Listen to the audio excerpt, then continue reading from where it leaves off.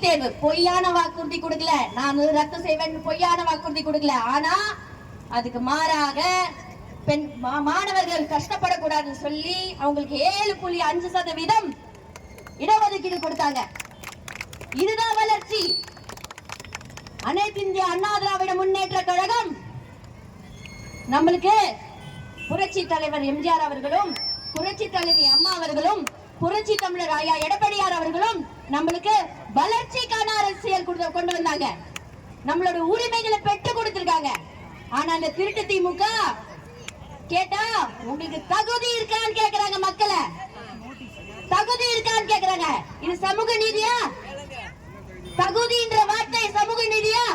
கிடையாது. இதுக்காக நீங்க எல்லாரும் தக்க பதிலடி கொடுத்து இந்த திருட்டு திமுகவை விரட்டி ஓட வைக்கணும். அவங்கள ஒதுக்கி வைக்கணும். எப்படி காந்தி அவர்கள் ஆங்கிலேயரை ஒதுக்கி வச்சாங்களோ விரட்டி அடிச்சாங்களோ அந்த மாதிரி இந்த திருட்டு திமுகவை நீங்க நம்மளுக்கு துரோகம் செய்யற இந்த திருட்டு திமுகவை இன்னைக்கு விரட்டி அடிக்க வேண்டும். அதுக்காக நீங்க ஒரே ஒரு விஷயம் தான் செய்யணும்.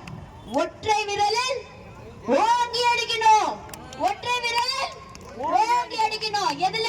பட்டன்ல, ரெட்டை இலை சின்னத்துல. எதுல? ரெட்டை இலை சின்னத்துல. கடன் 3 லட்சம் கோடி அவ்வளவு ஆயிடுச்சு. அந்த 3 லட்சம் கோடிக்கு நீங்க என்ன பண்ணீங்க? என்ன பண்ணீங்க? பெண்களுக்கு 1000 ரூபாய் கொடுத்திருக்கீங்க. அது கணக்கா? என்ன பண்ணீங்க? அதுக்கான வெள்ள அறிக்கை எதுவுமே கிடையாது. எதனால ஏறுச்சு? ஐயா எடப்பாடியார் அவர்கள்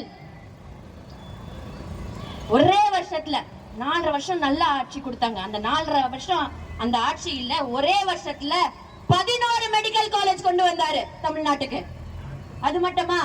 இவங்க ஒரே கையெழுத்துல நீட்டை நான் ரத்து செய்வேன்னு சொல்லிட்டு 3 வருஷம் அமைதியா வாயை மூடிக்கிட்டு என்ன சீக்ரெட்? நம்ம என்ன சீக்ரெட்னு கேக்குறோம். எங்களுக்கு மட்டும் தான் சீக்ரெட் தெரியும் சொன்னாங்கல்ல. அது என்ன சீக்ரெட்? வாயை மூடி சும்மா உட்காந்துக்கிட்டு தேர்தல் நேரத்துல மட்டும் நீட்ன்றது அப்புறம் கள்ள தூக்கி காமிக்கிறது இதுதான் நடக்குது. இதெல்லாம் பாராளுமன்றத்துல சொல்றதும் கிடையாது. சட்டமன்றத்துல அப்படியே சும்மா அவங்க ஷூட்டிங் தான் பண்ணிக்கிட்டு இருக்காங்க. அவ்வளவு ஊழல். இன்னைக்கு இந்த பாஜக மத்தியில உட்காந்துட்டு எவ்வளவு ஊழல் செஞ்சுட்டு இருக்காங்க. கண்ணுக்கு தெரிஞ்சு 8000 கோடி 8000 கோடி கருப்பு பணம் ஊழலா சுத்திக்கிட்டு இருக்கு. கருப்பு பணம் உங்க பேங்க் அக்கவுண்ட்ல எல்லாம் 15 லட்சம் ரூபாய் கொடுப்பேன்னு சொன்னாங்க. வந்துச்சா? வரல. கருப்பு பணம் நிறுத்தினாங்களா? இல்ல.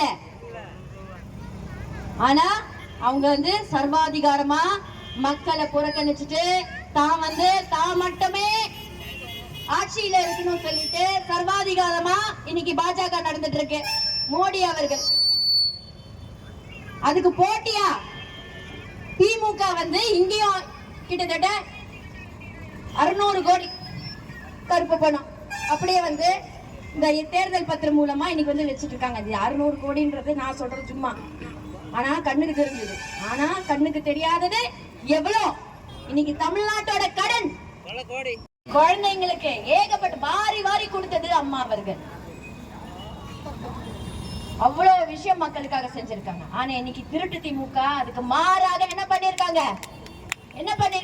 டாஸ்மாக் வேலை டாஸ்மாக் வச்சு அவங்க குடும்பத்தை ஓட்டிக்கிட்டு இருக்காங்க. நான் சொல்வேன் நானு. அது மட்டுமா?